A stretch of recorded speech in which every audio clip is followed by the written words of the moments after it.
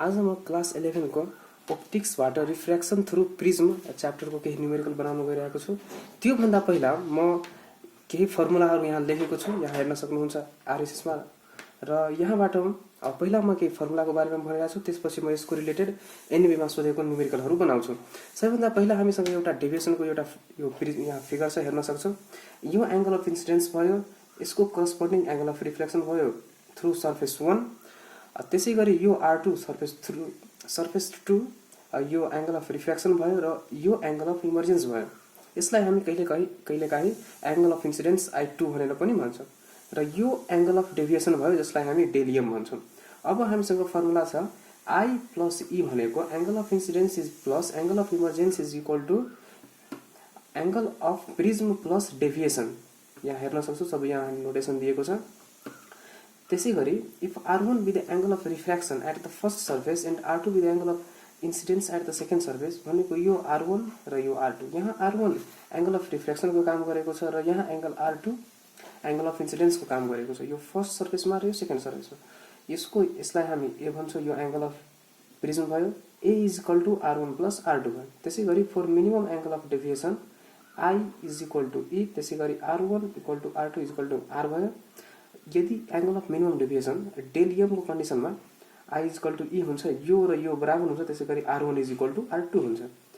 त्यसैगरी हामीसँग अर्को फर्मुला छ I is equal to A plus del M by 2। यसरी हामी डाइरेक्ट यहाँ लेख्न सक्छौं mu is equal to sin A plus del M by 2 by sin A by 2। यो भ्यालु हामीलाई दिएको हुन्छ, कहिलेकाहीँ त्यो पनि याद गरिहाल्नु। ग्लास भनेको 1.5 अथवा 1.45, त्यसैगरी refractive index for water is equal to 1.33। अर्को refractive index of glass with respect to water भनेको refractive index of glass with respect to air by refractive index of air. यसरी हुन्छ यो। यहाँ यो खासै काम लाग्दैन, त्यो पनि हेरिहाल। अर्को एउटा धेरै इम्पोर्टेन्ट फर्मुला छ μ1 into sin I1 equal to μ2 into sin I2।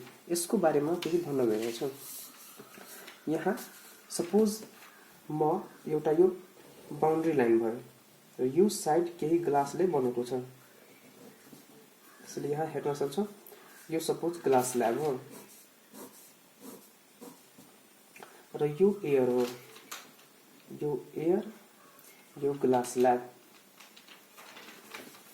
र यो नर्मल, यसलाई हामी भन्न सक्छौं यो नर्मल भयो। अब हेर, सपोज एंगल अफ इन्सिडेन्स, यदि angle of incidence I is equal to हैन, यहाँ इक्वल टु म फर्मुला पछि भन्छु। पहिला हेर, यसलाई म एंगल अफ इन्सिडेन्स I1 मानेको छु, यो I1 भयो। त्यसैगरी यो एंगल अफ रिफ्लेक्सन I2 यसलाई मानेको छु। यहाँ हेर्न सकिन्छ, यसलाई म यो एंगललाई म I1 मानेको छु र यो एंगललाई म I2 मानेको छु। अब यदि यसको रिफ्र्याक्टिभ इन्डेक्सलाई यदि हामी म्यू मान्यौं, यहाँ एयर को रिफ्र्याक्टिभ इन्डेक्सलाई यदि हामी μ1 मान्यौं र त्यसैगरी ग्लास भनेको यो डेन्सर मिडियम अथवा अर्को मिडियम जसको रिफ्र्याक्टिभ इन्डेक्सलाई यदि हामी 2 मान्यौं, μ2 मान्यौं भने हाम्रो फर्मुला आउँछ μ1 into sin I1 equal to μ2 into sin I2। यो फर्मुला यहाँ साइडमा लेखेको छु, हेर्न सक्छौ।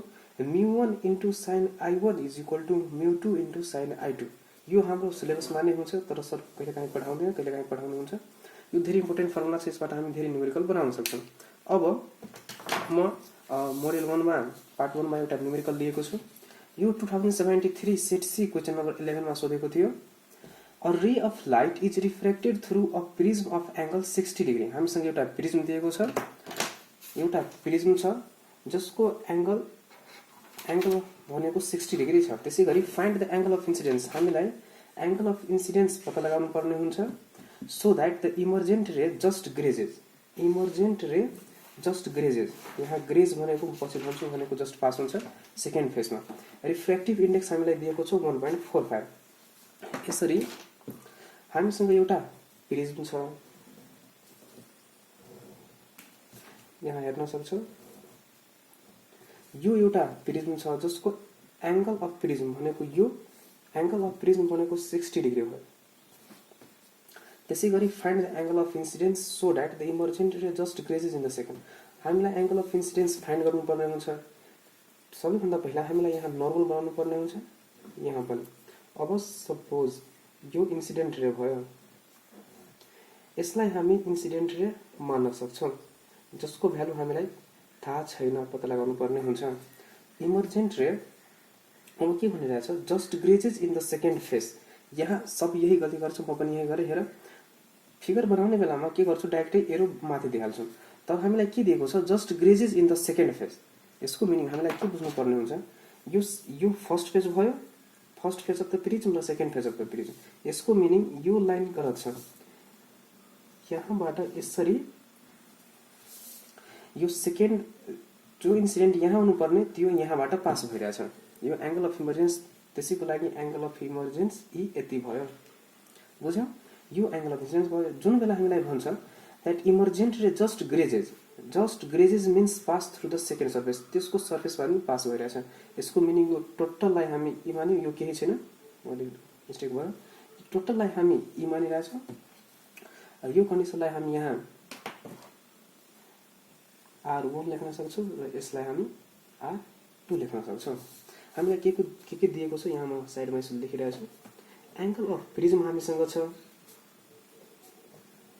एंगल अफ प्रिज्म ए भनेको 60 डिग्री छ। त्यसैगरी हामीसँग एंगल अफ इमर्जेन्स, अब कसरी बुझ्ने एंगल अफ इमर्जेन्स कति हुन्छ? सबभन्दा पहिला यो बुझ, यो सर्फेसबाट यो नर्मल, यो n1 एउटा नर्मल भयो र यो n2 अर्को नर्मल भयो। यो नर्मल यो सर्फेसबाट सधैँ 90 डिग्री हुन्छ, त्यसैले यसलाई नर्मल भनेको छु। यो परपेन्डिकुलर हुन्छ, मिन्स ई को भ्यालु कति भयो, 90 डिग्री। यसरी हामी बुझ्न सक्छौँ ई भनेको 90 डिग्री आयो। अब हेर हामीसँग दुईवटा आयो। अब हामीलाई के निकाल्नु पर्ने हुन्छ, सरी म यहाँ R1 लेखिरहेको छु, यसलाई R2 लेखिरहेको छु। अब हामीसँग रिफ्र्याक्टिभ इन्डेक्स पनि दिएको छ। रिफ्र्याक्टिभ इन्डेक्स भनेको अब के बुझ्यो, यो रिफ्र्याक्टिभ इन्डेक्सको मिनिङ के हुन्छ? यो रिफ्र्याक्टिभ इन्डेक्सको मिनिङ हुन्छ refractive index of glass with respect to air, र जसको भ्यालु दिएको छ हामीसँग 1.45। फाइन्ड द एंगल अफ, हामीलाई के निकाल्नु पर्ने हुन्छ यो। अब यसरी बुझ, यदि हामीसँग म्यू पनि दिएको छ, यदि यो निकालियो त्यसपछि यो दुवैको सम यो हुन्छ र यसरी निकाल्न सक्छौ। फेरि म पछि भन्छु। हेर हामीसँग एउटा फर्मुला छ, यहाँ हेर्न सक्छौ, A = R1 + R2। यदि हामी R2 निकाल्यो भने ए हामीसँग दिएको छ भने यो R1 यसरी निकाल्न सक्छौ र R1 पछि I1 निकाल्न सक्छौ। अब म के गर्छु, यो बोर्डरलाई फर्स्ट केस मानेर यहाँ लेखिरहेको छु एउटा, मात्र यो बोर्डरलाई, यसको नाममा ए र बी हाल्यो, यो AB बोर्डरलाई। अब यो बोर्डरको केसमा यसलाई म in case of side AB यसरी लेखिरहेको छु। अब हेर, यदि म फर्मुला यो युज गरेँ, μ1 * sin I1 = μ2 * sin I2। अब यो फर्मुला कसरी बन्छ त्यो म भनिरहेको छु। μ1 भनेको रिफ्र्याक्टिभ इन्डेक्स अफ एयर, यो बाहिर के छ, यो त ग्लास भयो, यो बाहिर एयर छ भनेको refractive index of air, refractive index of air 1 हुन्छ, यो हामीले बुझ्नुपर्ने हुन्छ। त्यसैगरी अब हेर, यो sin I1, यसलाई यदि हामी I1 मान्यौँ भने यो बाहिरको एयर भयो। त्यसैगरी यसको एंगल हामीसँग अननोन छ, जसलाई हामी sin I मानेको छौँ। त्यसैगरी यो I2 भनेको यो बोर्डरको भित्र, यो I2 भित्र कुन मेटेरियल युज भएको छ, यो ग्लास छ। ग्लासको रिफ्र्याक्टिभ इन्डेक्स कति हुन्छ, हामीसँग दिएको छ 1.45। त्यसैगरी sin I2 भनेको यो यहाँ हामी के लेखेछौँ, मानेछौँ यहाँ sin R1, यसलाई हामी sin R1 लेख्न सक्छौँ। यो बुझ्यौँ भने यो क्वेसन आफै बन्छ। म बाहिरको मेटेरियल μ1 एयर भयो, एयरको रिफ्र्याक्टिभ इन्डेक्स 1 हुन्छ। त्यसैगरी यसको साइन एंगल इन्सिडेन्स कति छ, I छ। भित्रको मटेरियल ग्लास स्ल्याब छ, ग्लास भयो, ग्लासको रिफ्र्याक्टिभ इन्डेक्स 1.45 छ। त्यसैगरी यो भित्रको R1 भयो, यो बोर्डरमा यो फर्मुलामा युज गरे। अब हेर, sin I1 हामीलाई निकाल्नु पर्ने हुन्छ, यो sin R1 छ भनेको। अब यसलाई हामी sin R1 equal to sin I by 1.45 or sin I is equal to direct यही हमें इक्वेसन 1 मान्न सक्छौं, त्यो पनि म यहाँ लेखिरहेको छु। sin 1 भनेको 1.45 इन्टु sin R1। यसलाई हामी यसरी यहाँ पनि इक्वेसन मान्न सक्थ्यौं, अलि बढी भयो यसलाई। यो यसरी यो इक्वेसन 1 भयो यहाँ विद्यार्थी। अब हामी के बुझ्न सक्छौं, यदि हामीसँग R1 को भ्यालु आयो भने sin I आफै आउँछ। R1 को भ्यालु निकाल्नको लागि हामीलाई के गर्नुपर्ने हुन्छ? अब फेरि म A र C बोर्डर लिइरहेको छु। इन केस अफ A र C बोर्डर लिइरहेको छु। अब हेर A र C मा फेरि म त्यही फर्मुला युज गर्छु। μ1 into sin I1 equal to μ2 into sin I2। अब हेर भित्र के छ, यहाँ यो साइडलाई म भित्र मानिरहेको छु। सपोज यो भनेको μ1 यहाँ μ1 हामीलाई के भयो, यो भित्र के छ, ग्लास स्ल्याब छ। ग्लास स्ल्याबको रिफ्लेक्टिभ इन्डेक्स कति छ त्यो हामीलाई लेख्नु पर्ने हुन्छ, 1.45 आयो। त्यसैगरी यो sin I1 भनेको, यहाँ sin I1 भनेको R2 भयो, म योमा लिइरहेको छु। यहाँ sin I1 भनेको R2 भयो। R2 को भ्यालु अब हामी यसले sin I1 लाई चाहिँ R2 लेख्न सक्छौं। त्यसैगरी अब हेर बाहिर गयो, यो साइडको बाहिर μ2 भनेको यो बाहिर के छ, केही छैन भने एयर छ। एयरको रिफ्लेक्टिभ इन्डेक्स 1 हुन्छ। त्यसैगरी sin I2, अब हेर sin I2 भनेको यो बाहिरको एंगल कति छ, यसलाई हामी sin E लेख्न सक्छौं। र sin E को भ्यालु कति छ, sin 90 डिग्री। डाइरेक्ट म लेखिदिए sin 90 डिग्री। sin E भयो र sin यहाँ sin I2 भनेको sin E र sin E भनेको sin 90 डिग्री।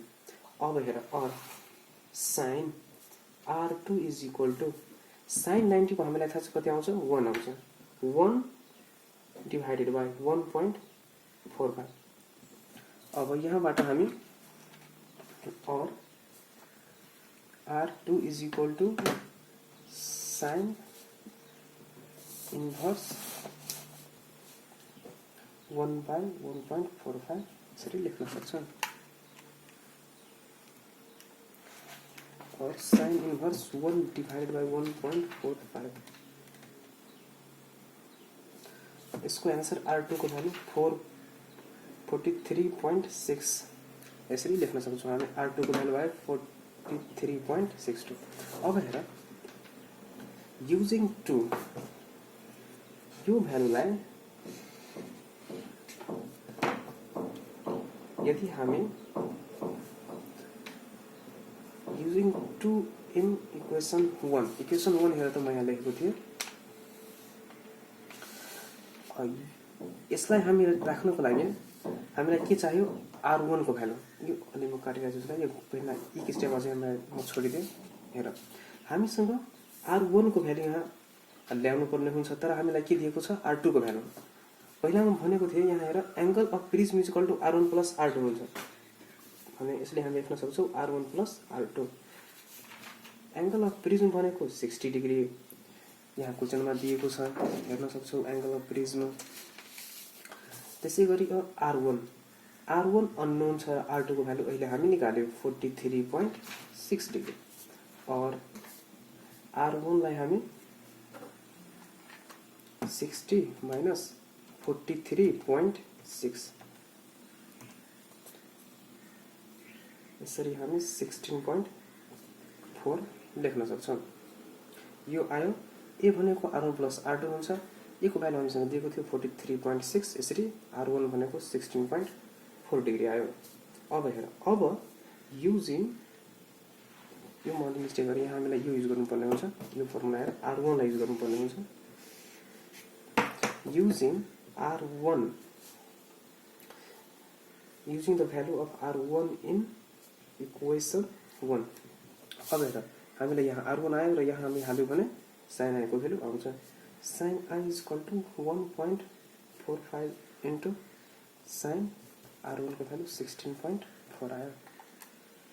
अब sin 16.4 into 1.45 0.4093 sin I को आया और I is equal to sin inverse 0.4093 यसरी हामी sin inverse 0.4093 र I1 को भ्यालु 24 डिग्री आयो। यसरी हामी निकाल्न सक्छौं। हेर्नमा यो अलि लेन्दी लागिरहेछ तर यो धेरै इजी फर्मुला छ। एउटा मात्रै हामी युज गर्यौं यहाँ μ1 sin त्यसैगरी μ1 sin सेम फर्मुला हामी युज गरेछौं। यो हेर्नमा अलि लेन्दी लागिरहेछ तर धेरै इजी तरिका छ। हेर्न सक्छौं यहाँ म के गरे सबैभन्दा पहिला यो बोर्डरमा म μ1 * sin I1 र यो बोर्डरको भित्रको μ2 * sin I2। μ1 भनेको बाहिरको भयो जसको रिफ्र्याक्टिभ इन्डेक्स र भित्रको सेम केसमा यो सेकेन्ड बोर्डरमा यहाँ गरेको छु। र यहाँबाट हामी R2 को भ्यालु निकाल्यौं। त्यसै A = R1 + R2 प्रयोग गरेर R1 को भ्यालु निकाल्यौं र यो R1 को भ्यालुलाई हामी यहाँ 1 मा हाल्यौं र त्यसरी हाम्रो 24 डिग्री आयो। यो भिडियो यही समाप्त भयो।